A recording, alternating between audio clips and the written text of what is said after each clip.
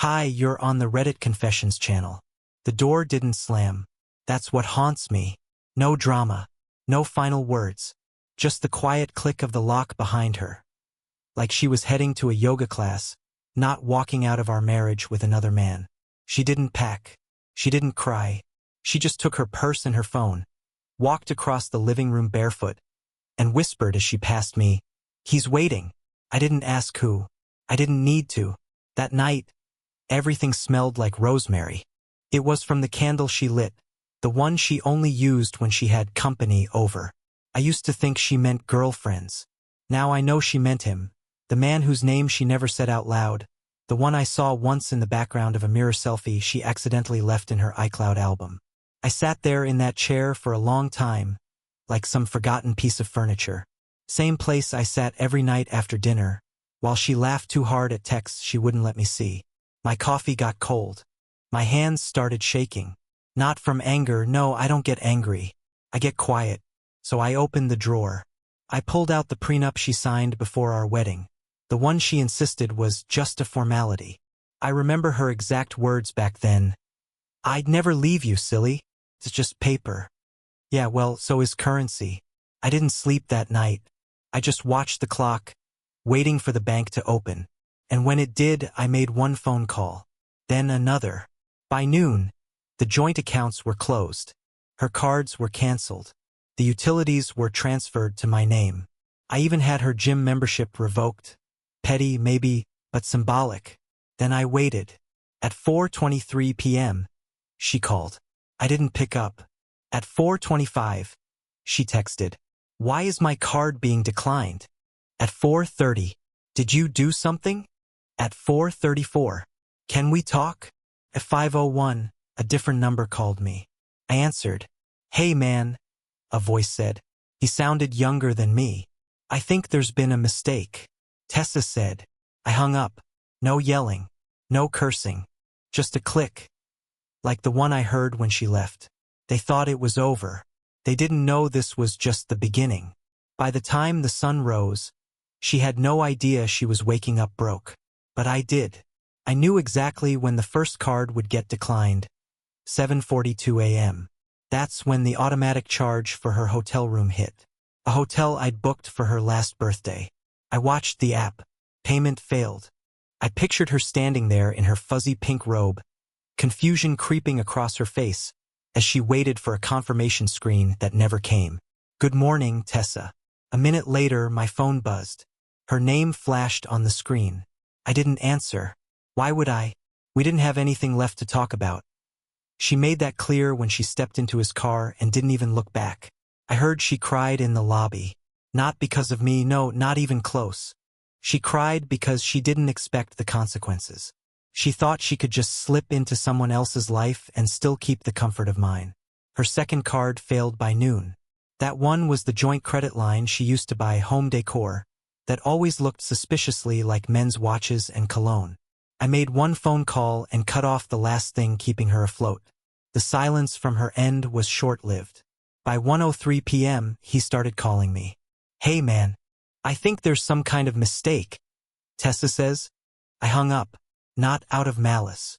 I just didn't want to hear him talk about her like she was a burden he hadn't signed up for. Because, spoiler alert, he hadn't. He thought he was getting the fun version of her. The one with the designer bags and a mysteriously funded lifestyle. He didn't know that version was a rental. And I just canceled the lease. She texted me around 3 p.m. "Tessa, what the hell did you do? I'm stranded." "Tessa, are you really this petty?" "Tessa, I swear to God, Daryl." I put my phone on Do Not Disturb. The irony? She had her freedom. She chose him. She said it proudly. Whispered it like it was a final blow. "He's waiting." But now she was sitting in some overpriced room without a working card, probably realizing that her ride didn't plan on covering dinner, let alone damage control. Meanwhile, I wasn't crying. I wasn't angry. I was just numb. I walked to the garage, sat in the chair where I used to sketch out furniture plans, and stared at the dust on my workbench. Everything in that house still smelled like her lavender shampoo. It made me feel sick. But I didn't throw anything. Didn't break her favorite mug. didn't call her mother and unload the truth. I just sat there, trying to understand how I became a ghost in my own life, and how I let her turn me into someone who apologized for existing. No more. She thought I'd collapse. She thought I'd beg. She thought she could walk out and leave me standing in the wreckage. But by morning, the only one calling and begging was her. It didn't take long before she broke character. Less than 48 hours after storming out with her little speech, "I'm leaving with him," she was already spiraling. And me? I was still sitting in that same chair in the garage, wondering how I ever became so small in someone else's life. I didn't respond to her texts. Not because I was playing some clever game, I just had nothing left to say. For once, I was letting her feel the silence she'd been giving me for months. Funny how quiet drives some people mad. She showed up at the house around noon. No knock, just barged in like she still lived there. Her hair was messy, eyeliner smudged, wearing the same sweater she left in. She stomped across the room, phone in hand, waving it in the air like a warrant. "You froze everything," she hissed. "You really think this makes you look strong? It makes you look pathetic." Pathetic. That word hit harder than it should have. Probably because I already felt it. I felt pathetic when I'd wait for her to come home and pretend not to smell cologne that wasn't mine. I felt pathetic when I'd ask if she still loved me and she'd shrug. I felt pathetic when she rolled her eyes at my gifts and asked for receipts. So no, her saying it didn't hurt me. It just confirmed she'd always believed it. I stood up slowly, not to threaten her, just to be eye level. I told her calmly that the prenup had clauses she clearly forgot about. That anything she touched with joint funds could be reclaimed. That even the phone she was screaming into was under my family plan. She scoffed. "You think your little document scares me? I'll have my lawyer eat you alive." That's when I pulled out the file folder I'd been preparing for weeks. Copies of messages she forgot I saw, timestamps from when she claimed to be at yoga, bank statements tied to mystery restaurants 2 towns over. I laid them on the kitchen counter like poker chips. Let him try. And then she cracked. Tears, shaking hands, this weird half-laugh that turned into a sob. "He doesn't want this," she admitted. "He thought I had money. He thought I owned the house. He didn't even stay with me last night. He went home to his ex. I didn't say anything. What was there to say? She gave up our life for a fantasy that couldn't even last a weekend. And now she stood in the ruins, realizing she was the only one who couldn't walk away clean. She tried to hug me. She really tried. Whispered, "You're not like other guys. You're better than this. Please." But I backed away. And for the first time in a long, long time, she looked scared. I stood there, not saying a word, while she hovered a few feet away, clinging to her phone like it could save her from what she'd done. Her mascara was running, her lips trembled, and for a moment, just a flicker of a moment, I saw the girl I used to love, the one who used to bring me coffee in bed and rub my shoulders after long days. But that version of her had died quietly somewhere in the middle of all the lies. This one standing in my kitchen now? She was a stranger, and strangers don't get second chances. She kept pacing, talking fast, trying to reframe everything. "You don't get it, Daryl. Things weren't working. We were stuck. I didn't plan this. I never meant to hurt you. It just happened." I laughed. Couldn't help it. That phrase, "it just happened." Like love was some slippery accident. Like betrayal was an oopsie you brush off with a sigh and a shrug. She said she never meant to hurt me, but every single thing she did required intent. Hiding texts, booking hotel rooms under fake names, lying to my face and then sleeping in my bed. No, this didn't just happen. This was curated like a playlist for her perfect escape. She started crying again when she realized I wasn't breaking. She wasn't used to this version of me. The version that didn't argue, didn't ask questions, didn't beg for crumbs. I just stood there, completely hollowed out, and let her talk herself into circles. Then she said it. "Can I just stay here a couple more nights? I don't have anywhere else to go." The silence that followed was brutal. I could hear the hum of the fridge. I could feel my pulse in my throat. She actually wanted to crawl back into the safety of the life she dismantled, like nothing happened. like I was a backup plan. The audacity of that question lit something in me I didn't know I had left. Not rage. Not even sadness. Just clarity. I told her no. I said it softly, but it hit like a slap. She tried to push past me, like I wasn't serious. "I'm still your wife," she said. "Not anymore."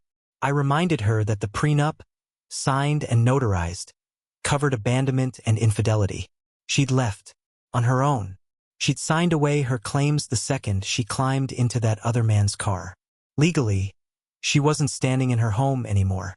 She was trespassing. She stormed out then, slamming the door so hard a picture fell off the wall.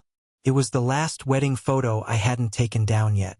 I stared at it for a long time, then flipped it face down on the counter. By the time evening rolled in, her number was blocked, and I was scrolling through a real estate app. Not because I wanted to leave, but because I wanted to start something of my own, without ghosts in the walls. I found a fixer-upper cabin 3 hours north. It had nothing fancy, just wood, quiet, and a workshop space out back. The idea of rebuilding something from the ground up felt right. And somewhere out there, her new guy was learning just how expensive she really was. That night, I sat at the kitchen table with a legal pad and a half-warm cup of tea I never planned to finish. I wasn't crying. I wasn't shaking. I wasn't yelling or punching walls like in the movies. I was just empty in the most strangely peaceful way. It was like someone had reached into my chest and removed all the noise, all the guilt, all the constant overthinking, and left behind this cold, clear space to finally think. She thought I'd crumble. She thought I'd chase her down the street, arms wide, pleading with her not to leave. That's who I'd been for years, the man who begged to be seen, who apologized for asking for love, who stayed quiet just to keep the peace. I used to think love meant endurance, that the more I tolerated, the stronger I was. What a joke.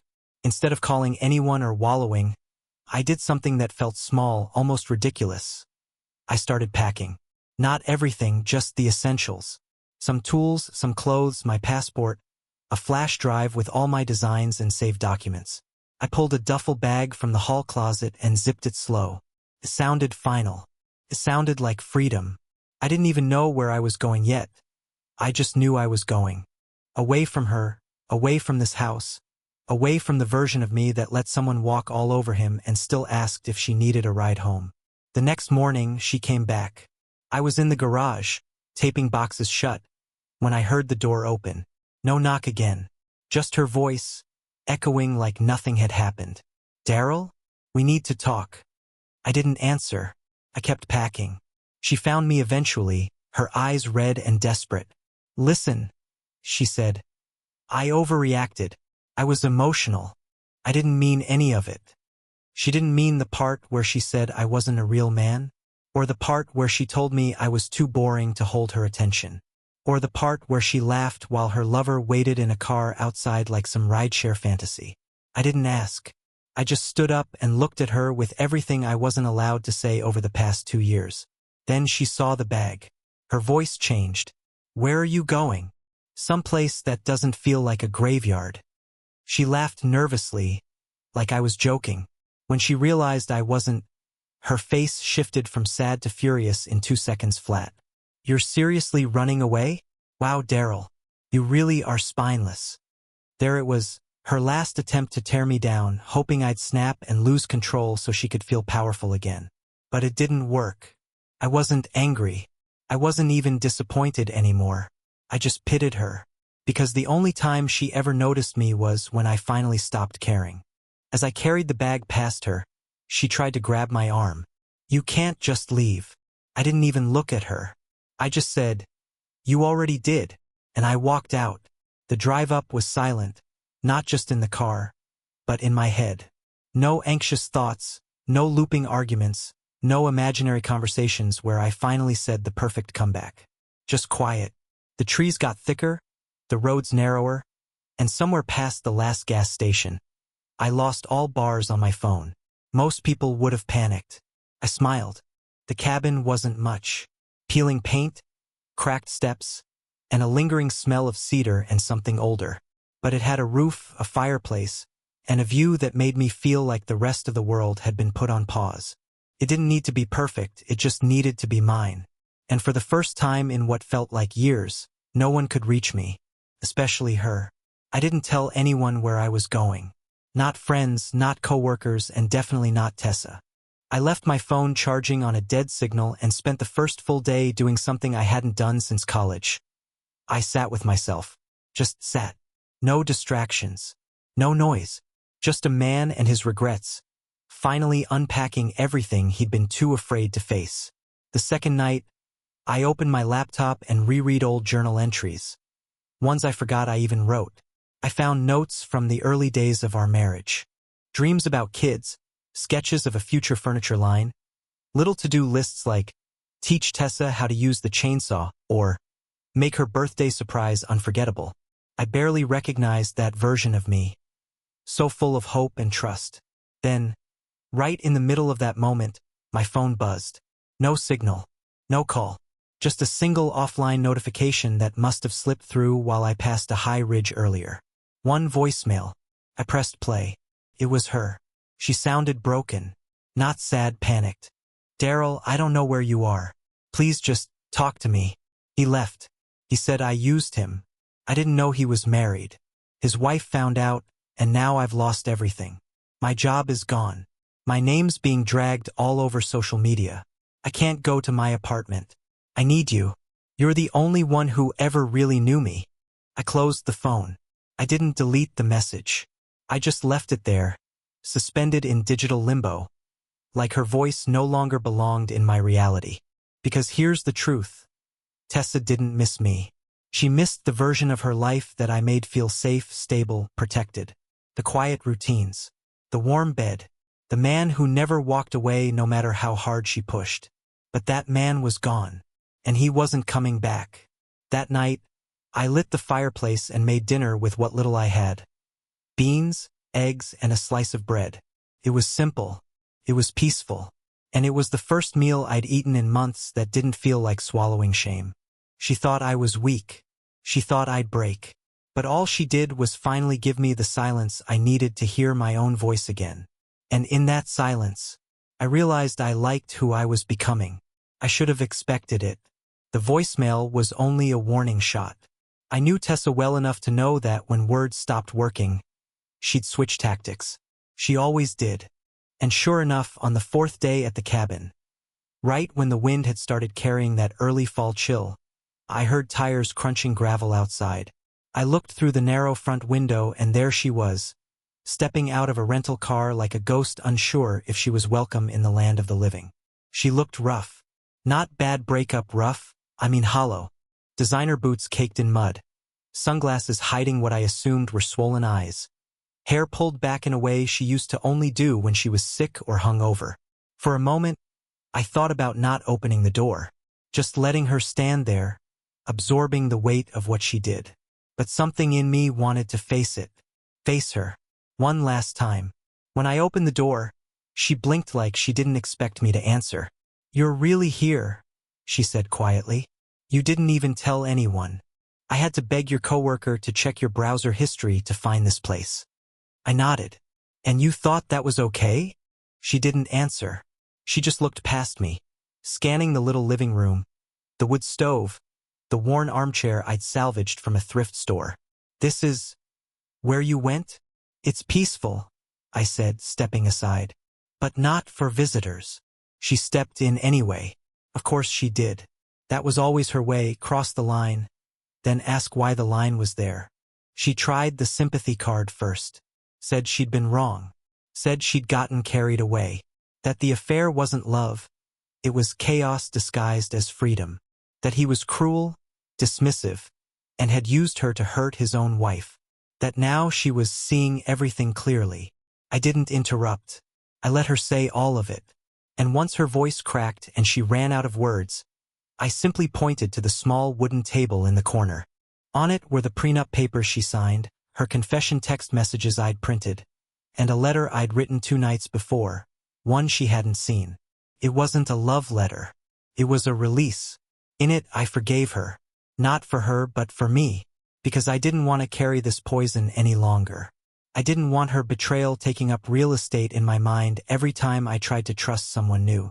And that letter wasn't just forgiveness, it was closure. It was the last page in a chapter that had gone on too long. She reached for the letter, but I stopped her. "That's not for you to read," I said. Her jaw clenched. "So this is it? You're just going to stay here and pretend none of it mattered?" "No," I said softly. "I'm going to stay here and remember who I was before I thought your approval defined my worth." She stayed silent for a long time after that. When she finally left, she didn't slam the door. She didn't cry. She just looked around one last time, like someone realizing they lost something they never appreciated, and walked out into the trees. And I didn't watch her go. After the door closed behind her, I didn't cry. I didn't collapse. I didn't reach for my phone to call someone and tell them what happened. I just stood there, completely still, listening to the wind push through the trees like it had something urgent to say. And for once, I felt no urge to respond. No urge to fix anything. No urge to chase what had already chosen to leave. That night, I slept better than I had in years. There was no dream of her. No phantom voice in the hallway. No replaying of moments where I should have spoken up, left sooner, seen the signs. It was just sleep. Quiet, whole, and honest. Like my body had finally decided it was safe to rest. In the days that followed, I stopped checking my phone. I deleted old photos. I unsubscribed from our shared streaming accounts. I even made a playlist titled Freedom, full of songs I'd once loved but stopped listening to because she said they were too depressing. Funny thing is, they didn't sound depressing anymore. They sounded like me. I fixed the front steps. I built a bench out back that overlooked the ridge. I started sketching again. Not for money, not for clients, just for myself. Little ideas turned into full designs. I sent a few to an old friend who owed me a favor. He loved them, said he'd pitch them to his boutique in Denver. And that's when I realized I wasn't just surviving anymore. I was building. Tessa never came back. Not physically. Not digitally. I think she finally understood the door she closed wasn't going to open again. And maybe that's the best ending for both of us. She got her lesson. I got my life. One morning, I walked outside with my coffee and saw a doe and her fawn stepping out from the tree line. Unbothered, quiet, like the earth was finally at peace. I smiled, not because I'd won, but because I was finally free from trying to prove I was worth staying for. Turns out, you don't need revenge to win. You just need the courage to let go, and the strength to never look back. So tell me in the comments, which moment in this story hit you the hardest, and why? And if you've ever had someone come crawling back just to realize they no longer had access to who you are now, we'd love to hear about it. Thanks for sticking around through the whole journey. This is Reddit Confessions, and sometimes walking away is the loudest thing you'll ever do.